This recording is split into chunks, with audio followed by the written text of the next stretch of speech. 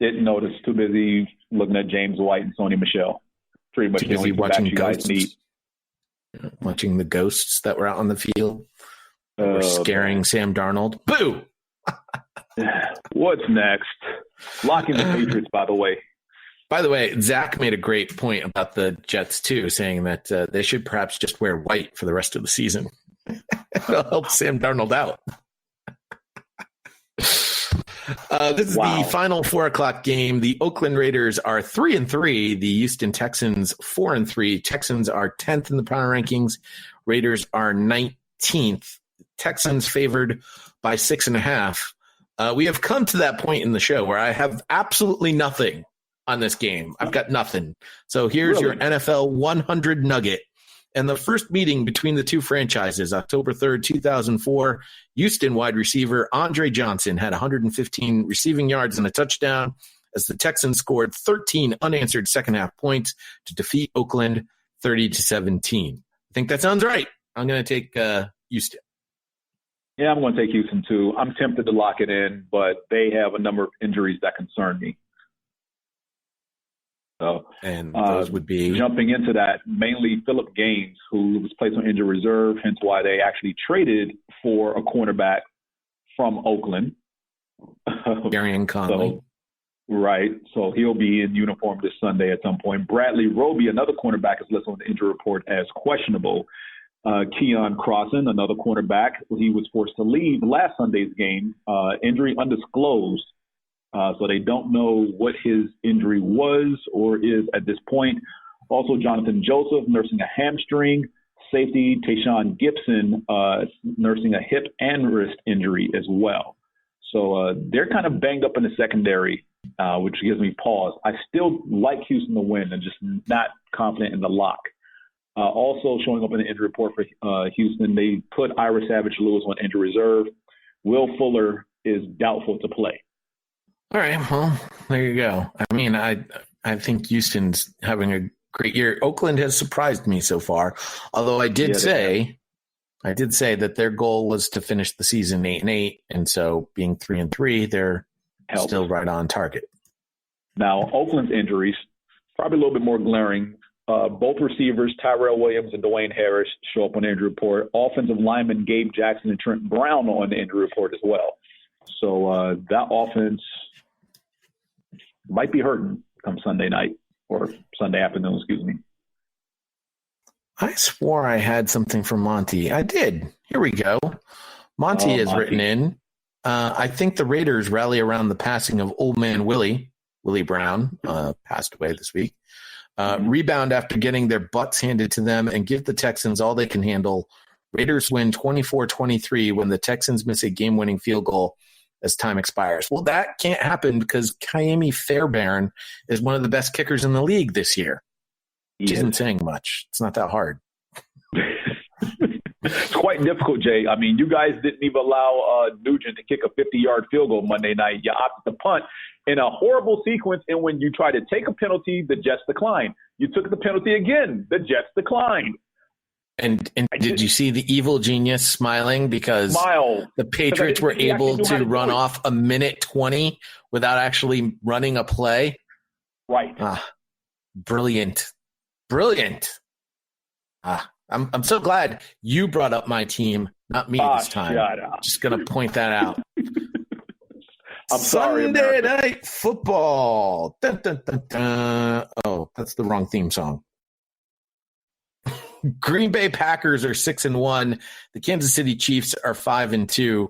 Packers are third. Chiefs are 5. This would have easily been the game of the week if not for Patrick Mahomes being injured. Packers are favored by 4.5. Did I mention that? I don't remember.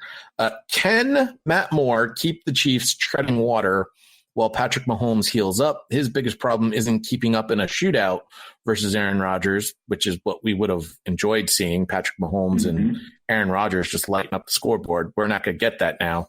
No, Matt Moore has got to worry about a Packers defense that actually is pretty good, only allowing 19.9 points per game. We are both going to go with the Packers, and we do have a note here from Chiefs Nick, who writes that Let's see here. 8 weeks away from coaching a high school team and 10 days away from throwing his first passes to starting Kansas City receivers, Matt Moore is going to get the start against maybe the best team in the NFC. Well, currently they're the second best in the NFC, according to our power rankings. Normally, this would be cause to put a pin in this game and move on, but Andy Reid has a long history of being able to coach and game plan up a backup to look way better than he actually is within the system. I'm not expecting fireworks out of Moore, but once he settled in against the Broncos last week, he showed he can operate in this offense. Wouldn't be surprised if the Chiefs are able to put points on the board well in this one. To me, the real question mark is the defense. Having been exploited through most of the first 6 games, they demolished Denver last week, looking like that would happen if an NFL team kept their starters in for 4 quarters against another one in the 4th preseason game. How much of this is real and the new scheme, players clicking like they should? How much is Denver deserving relegation to the XFL? Now, that would be fun. We'll find out this week. If this side of the ball can play half as well as they did against Denver for the rest of the year, the Chiefs are the team to beat in the AFC. Oh, give me a break. The team that's arguable too. Totally not. You seem a little bit bitter there about that comment. The best team in the AFC. This is like when Steelers, Greg there, put the Patriots at 32nd in the power rankings because they picked up Antonio Brown. Anyway, totally not homeristic prediction. Matt Moore shocks the world. No, not homeristic at all. Kansas City Chiefs 30, Green Bay Packers 27. You have no right to call anyone out on homerism. What are you talking about? I bring stats to the table. I bring actual facts. Listen, at least Cleveland Browns Ben has just embraced the fact that his team has no shot this week. Everyone else should be embracing this. I'm telling you right now, if the Patriots go undefeated through the whole season and Brady hoists his 7th trophy on an undefeated season, he's done. We're not talking about your team anymore. He's walking away. We're talking about Packers Chiefs, and the only note I have about this game is that NBC probably wishes after last Sunday that they could have started flex week a little bit earlier in the season because I'm pretty sure they would have moved this game. Yeah, they probably would have. The question is, who would they have flexed for? That's the problem. When you look at all these matchups this week, really the only other game to try and flex for would have been the Panthers. Well, the Panthers 49ers. They don't want to flex to Browns Patriots. You're joking, right? No, seriously, they probably would do that despite the records. They would probably have wanted Panthers Niners, but Fox would have protected it because that's Fox's only afternoon, the 4:00 game. Mm-hmm. So there's no way they would have gotten that game away from Fox. So again, Patriots Browns, or maybe Cardinals Saints. No. Chargers Bears. Absolutely not. No, can't sell you on that one.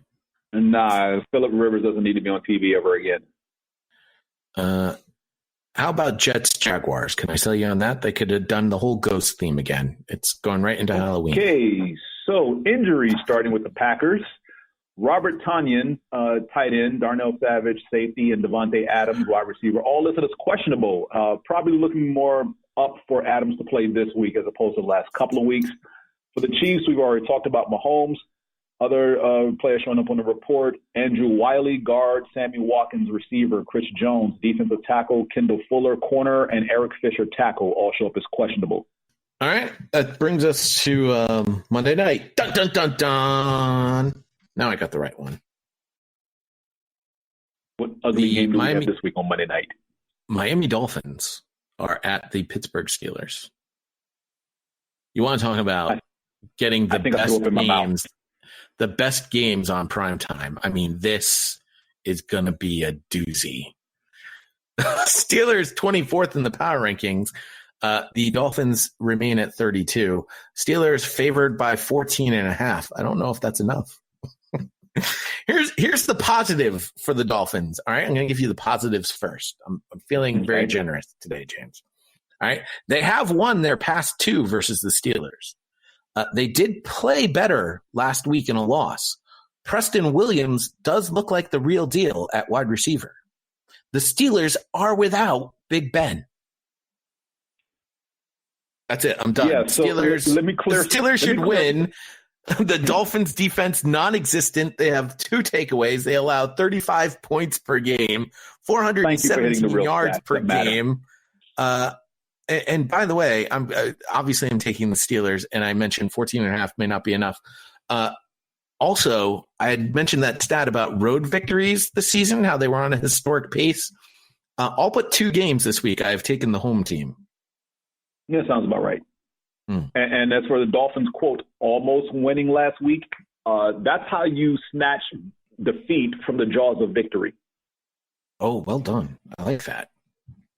Can I use that as the title? I might use that as the title this week. Go for it. Snatch the defeat from the jaws of victory. Yeah. The Dolphins, as if anyone cares outside of Miami. We don't. No reading the injury report on the Dolphins. That's not allowed anymore. The Steelers injury report. That's it. Okay, so for Dolphins fans, their names on the injury report, they're listed as questionable. Okay. Go find out who they are. That's all I'll say. Perfect. For the Pittsburgh Steelers, James Conner is nursing a quad. Mike Hilton is still recovering from a calf injury. Roosevelt Nix has a knee injury. TJ Watt is dealing with abdominal pull strain. Jalen Samuels is nursing a knee, and James Washington has a shoulder. Everyone except for Jalen Samuels is questionable. Samuels is doubtful. And I do believe, drawing a blank, Mason Rudolph is out of concussion protocol. Is out of concussion protocol and should be starting this Monday night. Thank God, because it would be Duck Hodges, which, I mean, he did manage to get 1 victory, but, I mean, let's not push it. And then Paxton Lynch is behind him. Wait, Paxton Lynch is still in the NFL? I thought he got exiled to the XFL. No, he's listed here as the 3rd-string quarterback for the Pittsburgh Steelers. Oh, he'll be back soon. James Conner nursing a quad. Jalen Samuels, you mentioned, is doubtful. That leaves Benny Snell and Trey Edmonds as your running backs for the Pittsburgh Steelers. Mm-hmm. Yeah. Maybe not as big of a victory as I think it'll be. By the way, in terms of Miami going forward, I don't think there's anything interesting at all with that team other than Preston Williams at wide receiver. Other than that, if Preston Williams is healthy, then that's all you need to know. If Preston Williams isn't healthy, then we don't need to know anything about Miami anymore. Nothing at all? No. Okay. I mean, if they pull off a victory, if they pull off the miracle. But is this the game where you really expect them to win? No. Despite injuries to the running back core? No.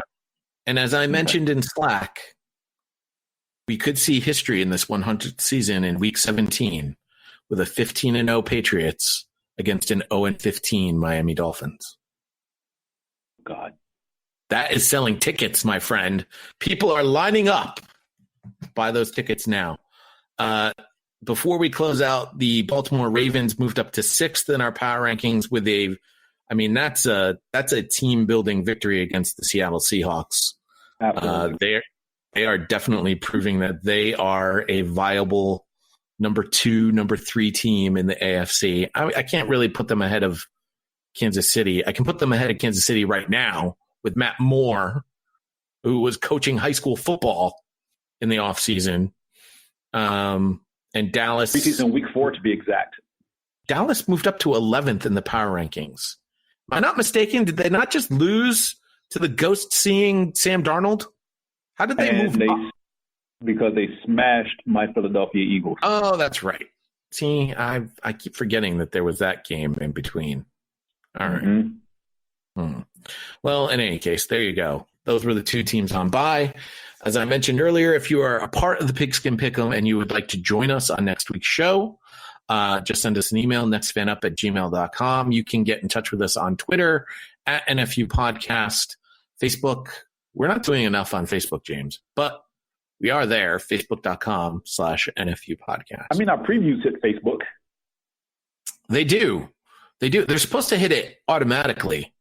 And unfortunately, Josh, who does Saturday morning fantasy football, forgets to hit that button when he publishes the show. And same with Ron, your tag team partner on the recap.